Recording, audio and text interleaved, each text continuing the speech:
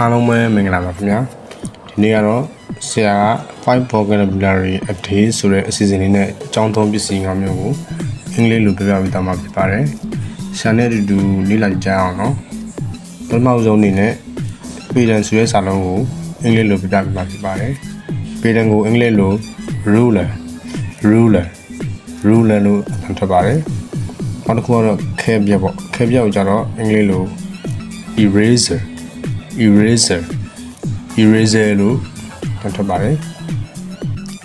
တတိယတစ်ခုအနေနဲ့ကတော့စီအောင်စုံကိုပြပြမှာဖြစ်ပါတယ်စီအောင်စုံကိုအင်္ဂလိပ်လိုမျိုး crayon လို့ခေါ်ပါတယ်နောက်တစ်ခုကတော့ခဲတံထည့်တဲ့အိတ်ပေါ့နော်ခဲတဲ့အိတ်ရောက်လို့ခေါ်လဲဆိုတော့ pencil case လို့ခေါ်ပါတယ်နောက်ဆုံးတစ်ခုအနေနဲ့ကတော့ဆရာတို့ကြောပေါ်အိတ်ပေါ့နော်ပစ္စည်းအားလုံးထဲကြောပေါ်ကြောက်လို့ခေါ်လဲဆိုတော့ backpack လို့အထပ်ထပ်ပါတယ်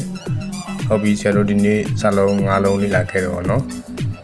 နောက်နေ့ကျမှပြန်ဆုံမယ်ဘိုင်ဘိုင်ကျေးဇူးတင်ပါတယ်